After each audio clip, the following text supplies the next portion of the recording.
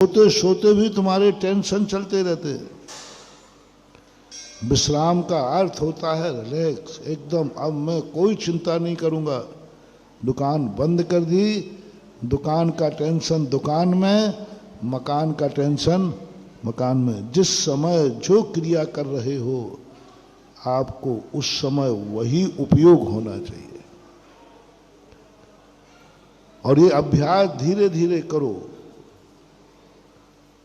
9 बार नमोकार मंत्र सोते समय करो। कोई भी कार्य, जैसे आप गाड़ी में बैठ गए, अब गाड़ी स्टार्ट हो चुकी है, सब विकल्प छोड़ दो ना। अब कल तक तो आना ही नहीं है तो छोड़ दो ना विकल्प। मैं कोई टेंशन नहीं करूंगा। अरे और कहीं छोड़ो या नहीं छोड़ो, मंदिर में प्रवेश करते ही अब मैं 24 घंटे में आध घंटे को मंदिर आता हूँ। नियम करो, मैं मंदिर में भगवान के अलावा, गुरु के अलावा, शास्त्र के अलावा, आत्मा के अलावा मैं कुछ भी नहीं सोचूंगा। मंदिर के बाहर खूब सोचना। जब तक मैं मंदिर के अंदर हूं मैं कुछ भी नहीं सोचूंगा। ये 4 बातें सोचूंगा। इसके आगे मुझे कुछ सोचना ही नहीं। सिद्धियां चालू हो जाएंगी। 6 महीने भी यदि आपने कर लिया, आपको ऐसी सिद्धियां चालू हो जाएंगी कि उस समय यदि सांप के काटे हुए को हाथ लगा दो तो तुम्हारे हाथ में वो शक्ति आ जाएगी कि उसका जहर उतर जाएगा। बीमार व्यक्ति के सिर पे हाथ रख दो तो उसकी बीमारी दूर हो जाएगी। किसी दुखी व्यक्ति के यदि हाथ रख दो तो तुम ऐसा व्यक्ति मंदिर की पूजा करने के बाद निकलते ही जिसको देख ले वे उसका भला हो जाए, जिसको छू ले वे उसका भला हो जाए। बस इतना सा नियम लेना है कि मैं जितनी देर मंदिर में हूँ उतनी देर मैं 4 चीज़ों के अलावा कुछ भी नहीं सोचूंगा। रिपीट करता हूँ, भगवान के संबंध में, गुरु के संबंध में, शास्त्र के संबंध में और आत्मा के संबंध में। बस इसके आगे मेरा सब त्याग है। मंदिर में हो जब तक कोई मंत्र नहीं फेरना, कोई जाप नहीं, कुछ नहीं करना। बस इतना ही, मैं मंदिर में कोई विकल्प नहीं करूंगा। आपको सिद्धियां चालू हो जाए। मंत्र फेरने से सिद्धियां चालू नहीं होती हैं। कुछ सिद्धियां अपने आप प्रकट होती हैं, उसको रिद्धि बोल देते हैं। लेकिन तुम लोग मंदिर में आते ही दुनिया भर की बातें करोगे और इन देवियों का तो भगवान ही मालिक है। ये तो आती ही उसी समय है। क्यों नहीं सहेली कितने बजे मिलेगी मंदिर में? बस दोनों बैठ करके और क्या संसार की बातें करते हैं। मत करो, व्यर्थ में जा रहा है मंदिर। रूटीन बन गई, मंदिर व्यवस्था है, मंदिर जाना है, बस चले गए। उपलब्धि क्या है? लाभ क्या मिला मंदिर से? आध घंटे निकाला उसमें भी बेईमानी। आध घंटे निकाला उसमें भी बेईमानी। बहुत सरल उदाहरण दिए देता हूं। आध घंटे मंदिर आते हो, उसमें ही घर के सदस्य लिस्ट बना दे, ये सब्जी की डोलची ले जाओ, और आते दुकानदार के डोलची रख जाओगे कि भाई सब्जी तैयार करना, मैं आ रहा हूं। अब मंदिर में बने तो बेटा सब्जी वाले के यहां पैदा हो गए, क्योंकि डोलची वहां रखी है। अब कहने को मंदिर में कर्म बंद कर रहे हो, लेकिन आपको डोलची नहीं। पेवर मंदिर को जा रहा हूं, इस समय में कोई दूसरा विकल्प नहीं करूंगा। मैं कोई दूसरा सामान नहीं खरीदूंगा। मैं कुछ नहीं करूंगा, मात मंदिर का संकल्प है, पुंज मैंने हाथ में ले लिया है, अब मंदिर के अलावा कुछ नहीं है। रास्ते में भी पाठ पढ़ते हुए चले आओ, कुछ बोलो मत, नहीं मैं कुछ नहीं बोलूंगा, अब मैं मात ईमानदारी से मंदिर जा रहा। आप खुद सोचिए, आप मंदिर क्या ईमानदारी से आते हैं कि बेईमानी से आते हैं? दिमाग देखो आपका कितना चलता है। आध घंटे को 10 मिनट को आए, उसमें भी बेईमानी। क्या करे धर्म, क्या करे भगवान। भगवान से कई बार कहता हूं कि भगवान ये बहुत दुखी है, इनके दुख ढूंढो, मैं तो ये भक्त लोग हैं। भगवान कहते हैं ऑडिट करे, मंदिर भी कितनी बेईमानी से आता है। मंदिर में बैठ करके इसका सबसे ज्यादा दिमाग दुनिया में चलता है, और इसका माला हाथ में फिरती है और मन बाजार में घूमता रहता है। नहीं, आंखों को भी करो। मंदिर में इन आंखों से कुछ भी बुरा नहीं देखूंगा, भगवान को देखूंगा, गुरु को देखूंगा, शास्त्र की पंक्ति पढ़ूंगा, और इन आंखों से कुछ भी उपयोग नहीं करूंगा। इन आंखों में सिद्धियां हो जाएंगी। तुम इन आंखों से करुणा करके किसी को दुखी को देख लोगे, तुम्हारे देखते ही उसका दुख दूर हो जाएगा। साधु की आंखों में क्यों तरसते हो तुम? क्यों तरसते हो? महाराज यदि तुम्हें देख लें तो तुम्हारा रोम रोम पुलकित हो जाता है। महाराज की दृष्टि हमारे ऊपर क्यों? क्या है इन आंखों में? कुछ नहीं महानुभाव, कुछ नहीं। मात इतना सा संकल्प किया है इन आंखों ने, मैं आंखों से कभी बुरा नहीं देखूंगा, बुरी नजर से नहीं देखूंगा, बुरे भाव से नहीं देखूंगा। बस ये नियम आंखों को दिया है, ये आंखें इतनी पावन हो गई कि जिसको देख लेती हैं वही धन्य हो जाता है। बिना माला की सिद्धि है, बिना जाप की सिद्धि है, बिना दान की सिद्धि है, बिना पूजा की सिद्धि है। कोई भी तप नहीं, कोई उपवास नहीं, कोई व्रत नहीं, बस इतना सा करो।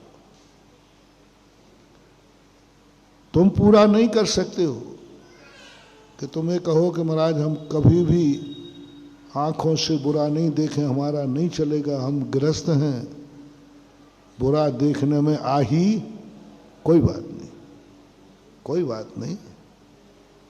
कम से कम मंदिर का तो इस नियम ले लो, मंदिर में हम किसी को इन आँखों से बुरा नहीं देखेंगे, बुरी नज़र से नहीं देखेंगे, हम राग द्वेष और मोह भरी आँख से नहीं देखेंगे। जिससे मुझे राग है, आँखों में राग भाव से नहीं देखेंगे। हमारा रागी व्यक्ति, हमारा रिश्तेदार, हमारा परिवार का व्यक्ति सामने आ जाए मंदिर में, तो भी हम उसको आंख उठा के नहीं देखेंगे कि ये मेरा रिश्तेदार है, मेरा परिवार का है। कोई भी चहेता तुम्हारा मंदिर में मिल जाए, हम उसको चाहत की दृष्टि से नहीं देखेंगे। कितना सा समय ले रहा हूं? हमने अपनी आंखों से कितना समय दिया? 24 घंटे जीवन भर का। साधु बनना है, साधु का जो चमत्कार देखना है, साधुओं में जो अतिशय आता है, बिना साधना, बिना तपस्या, बिना माला और जाप के, तो जो ऐसा चाहते हैं कि मैं जिसका ध्यान करूं उसी में सफलता मिले।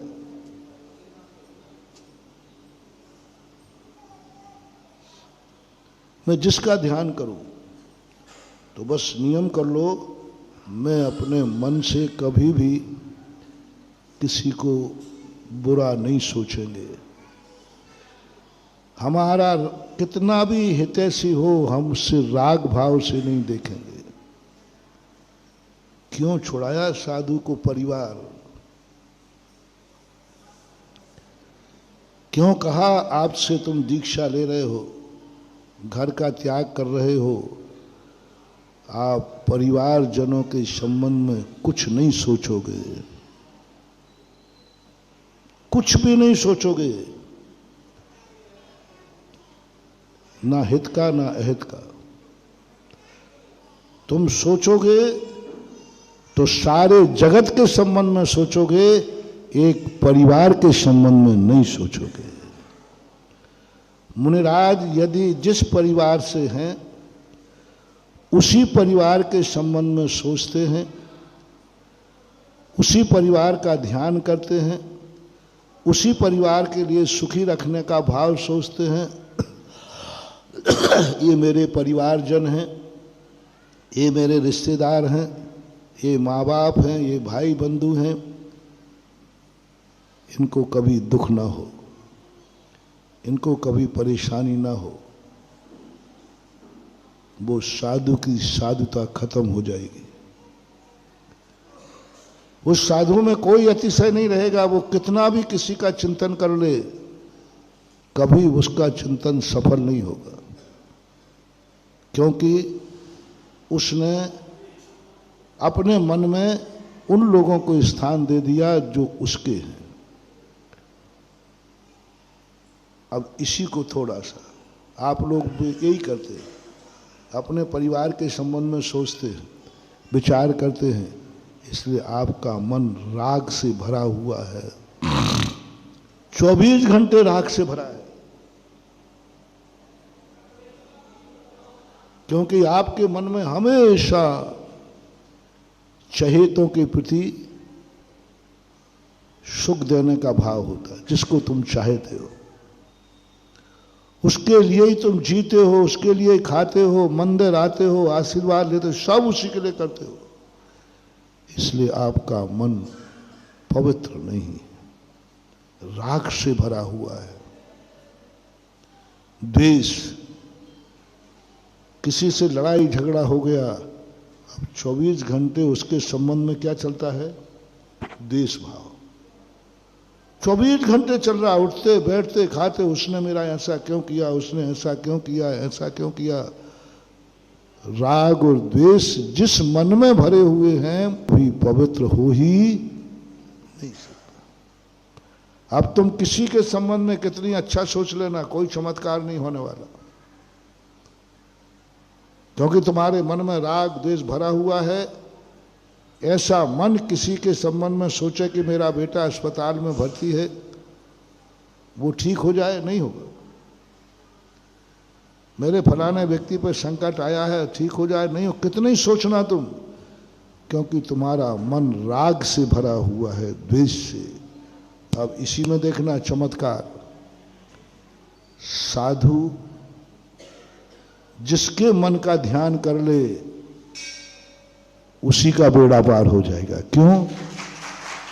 साधु सोचता है किसी चहेतों का नहीं, सुखी रहें सब जीव जगत के, कोई कभी ना सब सुखी हो।